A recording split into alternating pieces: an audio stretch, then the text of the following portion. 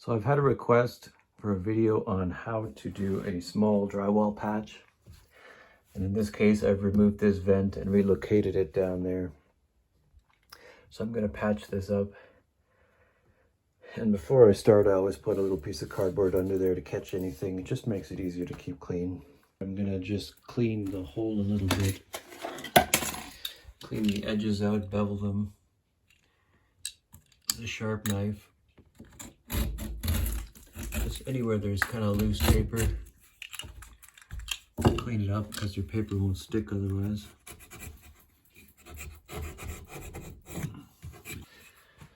Just quickly go along the edges.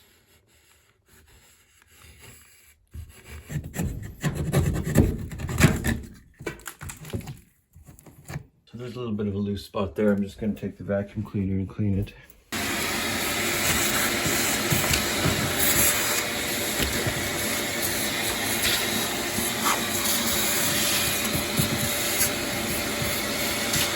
This way is probably the best way. You get a lot to screw into there, and then one on top, one on the bottom. One on each side would be best, or you could orient them a long way. But in this case, I think you'd want to pin them into your sides. But there's a piece of tin back there and some shim material on top, so I can't quite get them in. So it's not easily to get a flush fit here. It's just a piece of tin sticking over it.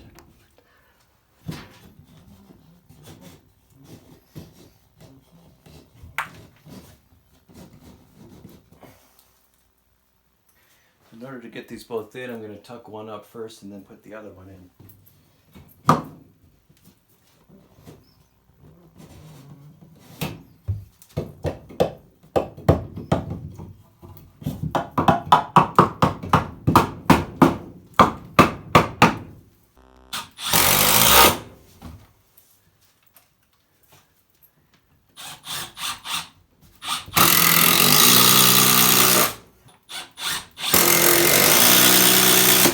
There, so screwing right into the studs is really secure.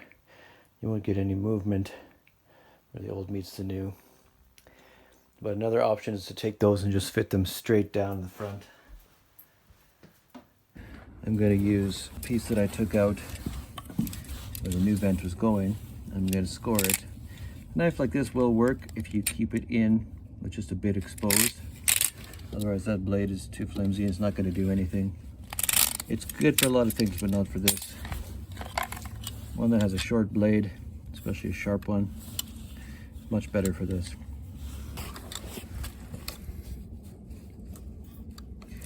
In this case, I can just trace it like that. Just literally go along the outside of it. Once, twice, and we'll extend that out.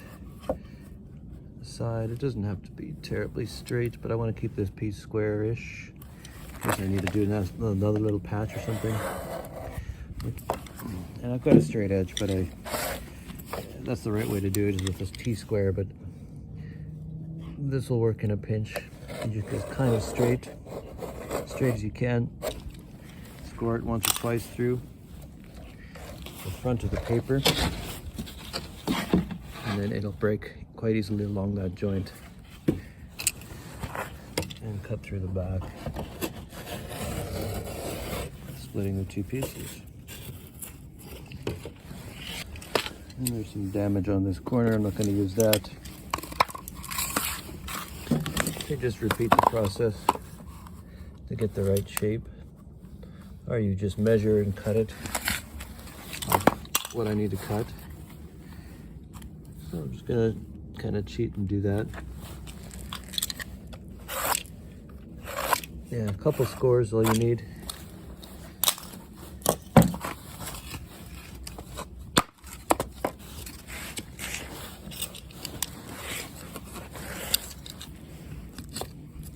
And once it's scored, you just cut along the back paper, split the pieces, and then you can shave it. So you put it in the hole and it's a little bit too big, you can shave it. by just running this knife flat.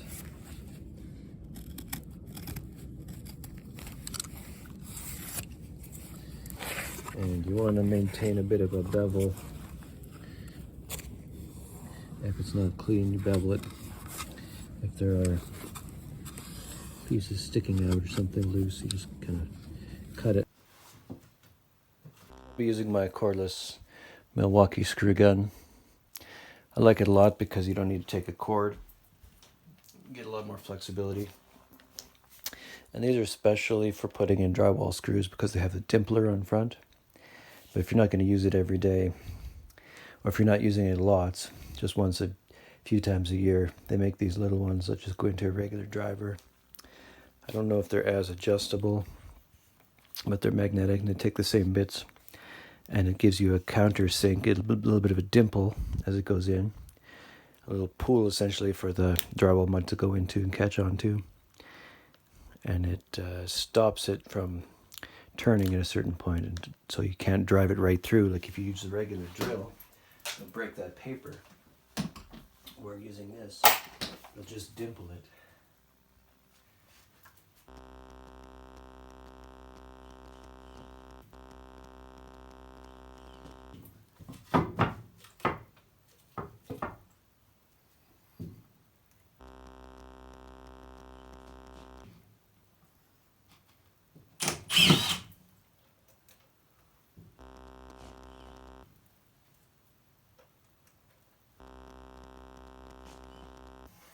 Now we do something called spotting the screws.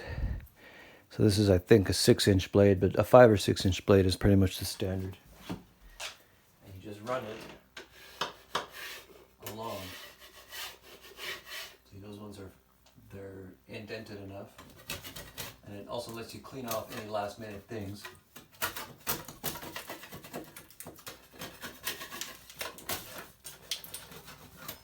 So that one there's a little bit high. And you always keep a number 2 Phillips screwdriver with you because you have to turn the screws in by hand sometimes. Just a couple turns. And if your screws aren't going in all the way on the more professional type tools, there's a way to adjust for not so deep and for deeper. There. That patch is screwed in, the edges are all prepped. And then we'll just mix up some mud. This happens to be powdered stuff, and it's actually 20-minute mud, which is what I use for all my tapes, but that's a discussion, completely different discussion. For most people, just general purpose taping, all-purpose mud. It comes in powdered and in sort of pre-mixed. And either way, you're going to want to add a little bit of water. So if you take the pre-mixed stuff, put it in something like this. These are about, I don't know, 15 or 20 bucks. Any hardware store has them. They're called mud pans. Allows you to mix with a smaller knife when it fits in there. You don't want to put too much water into it, but you also don't want to run it straight out of the buckets or out of the boxes. I like to buy a box if I'm going to buy the pre-mixed. There's just a better deal if you're using a lot of it, but you don't want it like ice cream or something coming out. You wanted the consistency maybe of like cake icing. I've never icing the cake, but I've eaten enough cake in my life. Or like a thick cream kind of.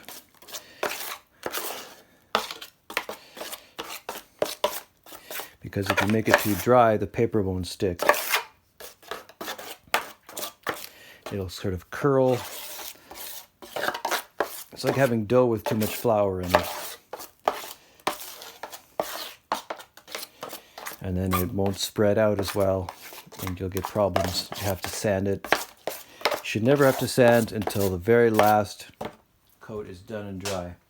You never sand between coats. You just mix it up, put it on nice and smooth, and you're doing the work with the trowel, not the sander. I'll switch back to the taping. This is just a 6, but a 5 is just as good. I just had this one on hand. Clean it if you're able to. And then it helps to cut the tape beforehand. This is a big roll. Go through lots of these, and this thing, you can put it on your belt with this thing when you're walking around the room. pulling it off. But for this, it's not even necessary. Just take your roll. Here's how you cut your tape. So you go over about half the width of the tape. Put your knife up. Done. You need 2 of those because they're 2 sides. Done. Now you need top and bottom pieces.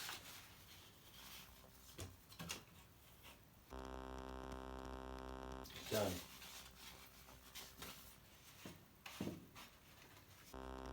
So you start with a light coat.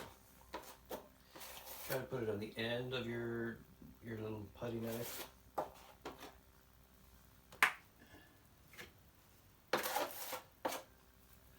Trying to force it into the crack.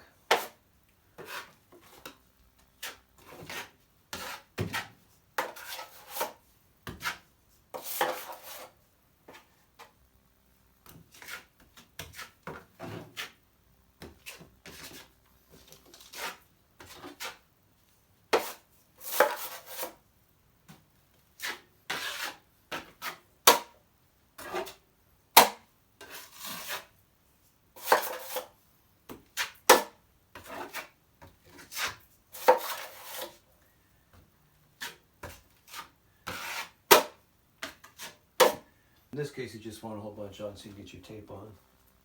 It has kind of a fold in it.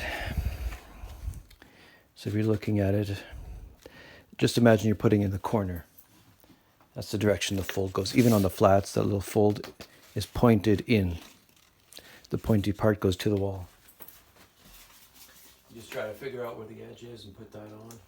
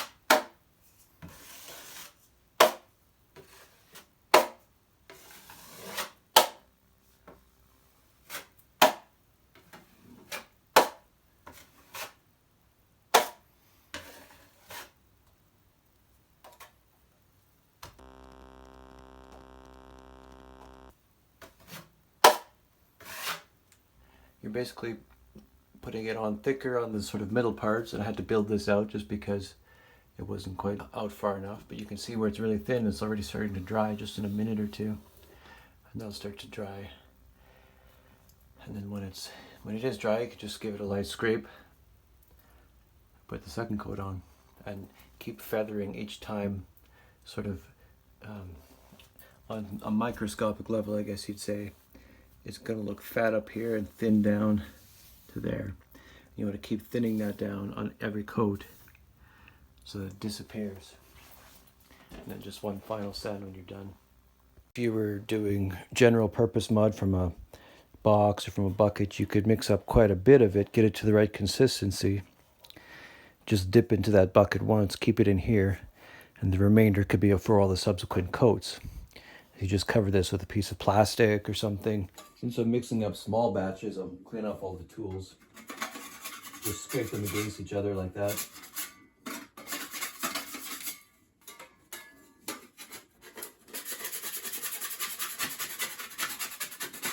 It doesn't have to be spick and span, it just has to be smooth.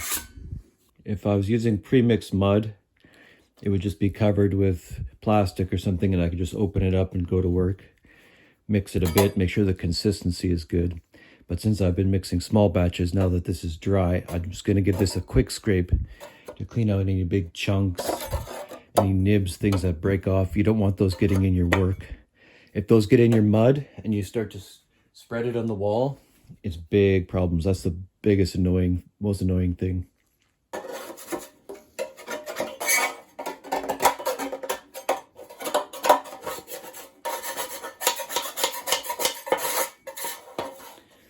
There, basically just break off all the loose bits.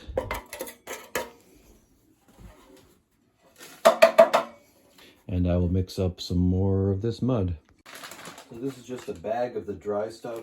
Now this is the fast mud that I'm using today. Quick mud, hot mud.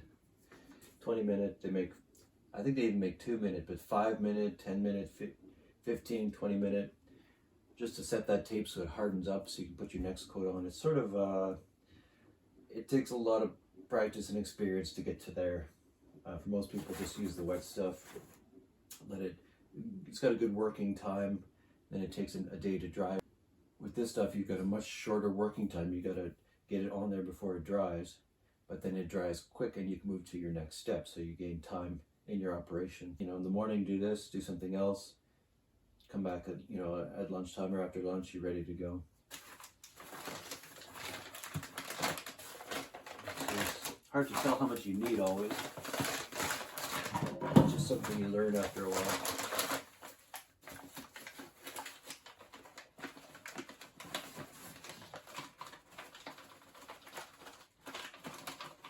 That should be lost for this.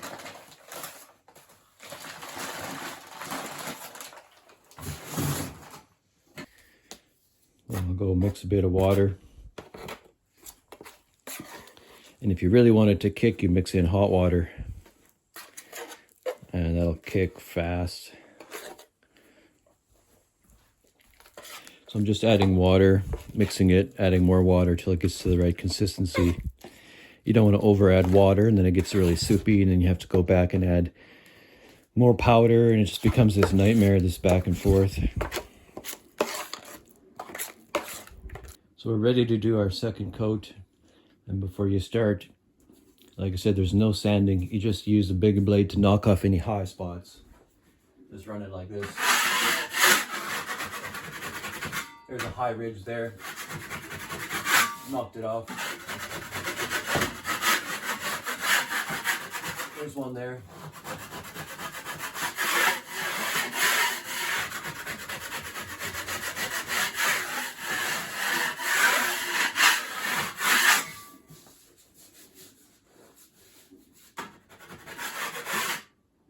And that's all you need to do. So I've got the mud mixed. So you grab it out of your pan and you put it on the end of your trowel like this, on the edge.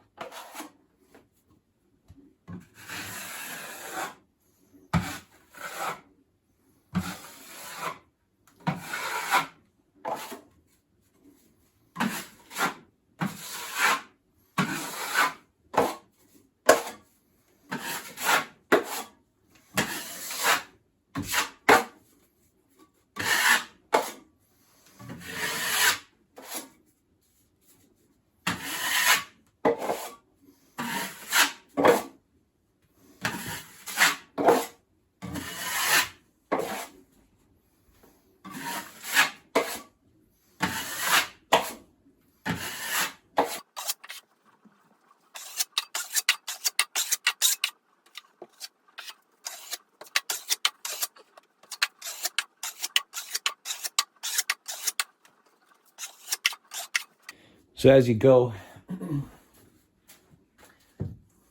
basically turn your trowel down and apply pressure. And the amount of pressure you apply to it, the more pressure you apply to it, the more this bends, gives a nice fine edge. And so on the corners, like on this side, you're gonna bend this. I'm exaggerating, but as you go tight on this side, and it gives you that feathering effect. You feather out the edges, so this will be on some level like a crown. So I've got the tape coat, basically one fill coat of this. And then I'm gonna switch. I've got a little bit of, I think I've got a little bit of finishing, which is just a fine feather to fill any imperfections, and then that's the coat you sand off. So I'll do the top coat now. Just gonna give this a quick scrape. Anywhere that there are like drips or places that you, where mud went, spattered where it wasn't supposed to go, scrapes off. Like I can feel with my hand, there's a ridge there from the edge of the trowel. Knock that off.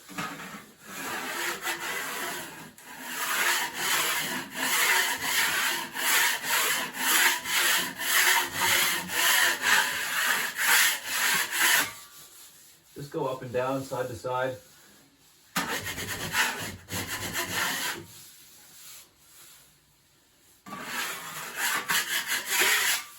That's ready for top coat. So for this, I'm just going to use some pre-mix because I just had it.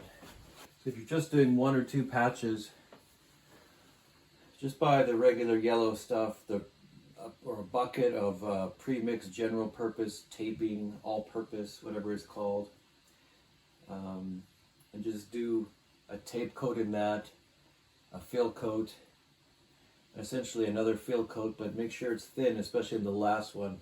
So you just put a very thin coat on it.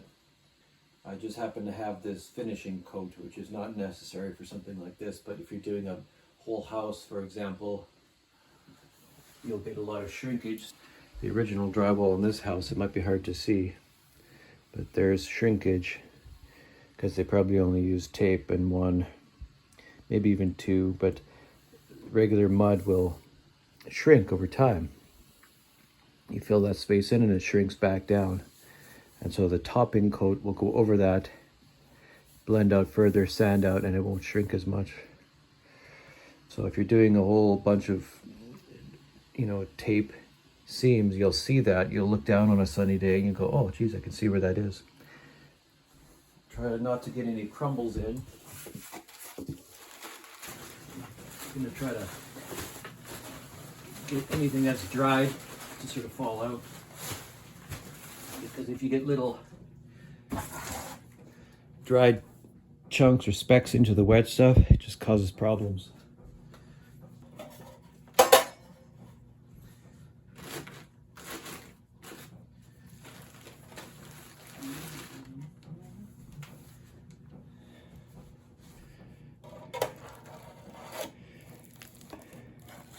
And it's cold, so it's pretty stiff right now. I think that should be enough. It's probably lots, actually. I'll just add a bit of water to that and thin it out. So put a bit of water in there, not too much at all. Kind of trickle it in. I'll slowly mix that. It'll help warm it up too.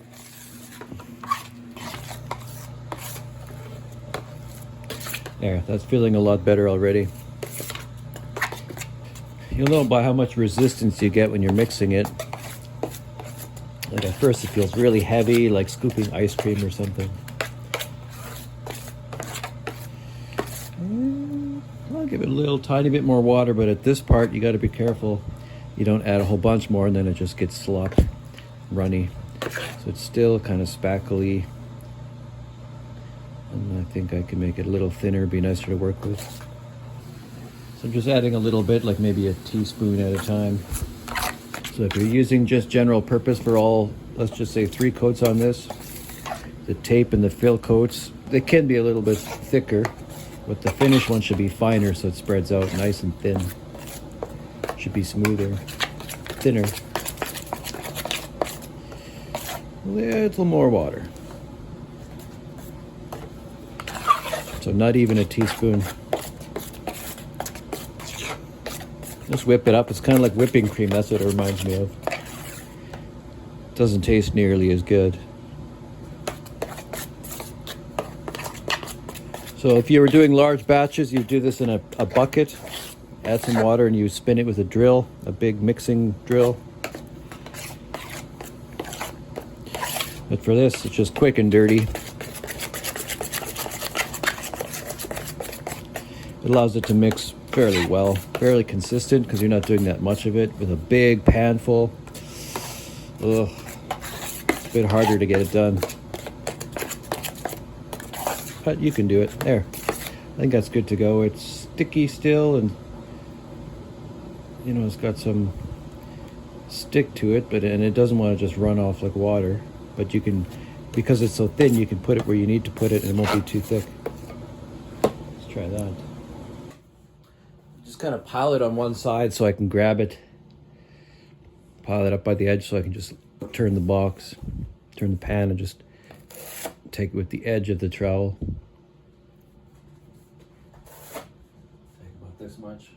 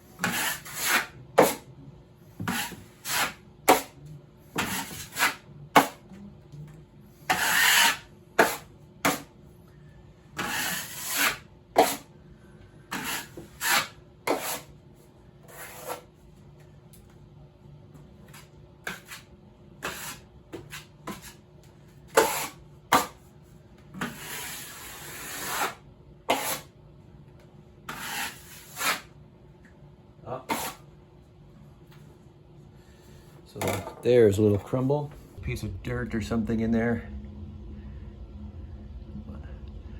As I wiped it, it carved a groove. Sometimes you can see it when you wipe it back into the box. There'll be a little chunk. Just pick it up with your finger and wipe it.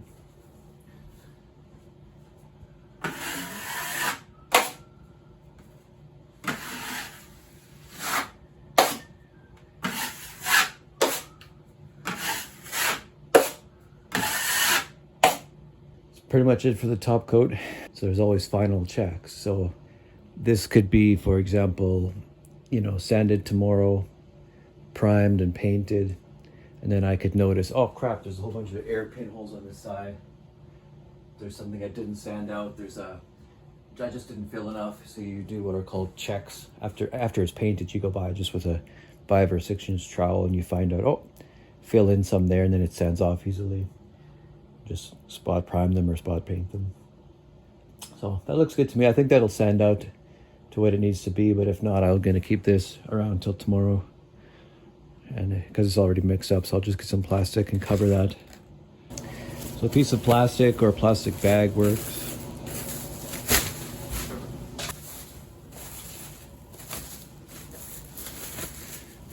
Just as long as the top is covered. The sides are tucked away underneath. That'll keep for days. And if you do come back and it's a little stiff or more dry, just add more water, mix it up, and it'll kind of brings it back to life. And you can tell by how thin it is on the edges, it's already starting to dry. Because that's super thin. And adding a fan as well helps it dry, just keep the air moving around. It's literally drying in front of my eyes. If I did time lapse, you'd be able to see that dry. You can see the different colors. Starting to go towards the center. You're literally watching it dry because how thin it is. That thin coat dries right up. So this patch is all dried up. It looks really good. It's going to blend in really well. Just going to sand it out. So to sand it, I'm just going to use a crosshatch pattern sanding sponge, like a medium fine, and just go across this way and then across this way, like making X's. And that evens it right out. And I'm just going to use the vacuum to do that so that it collects a lot of the dust or keeps the dust down.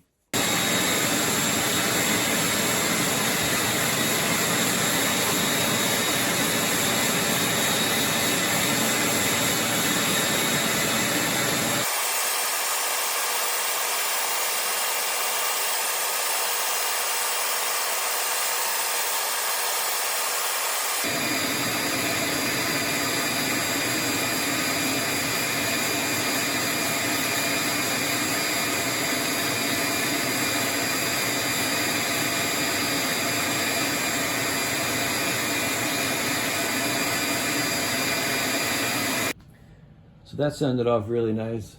Just a light sand and it's ready to go. You'll never see that. It completely disappears into the wall.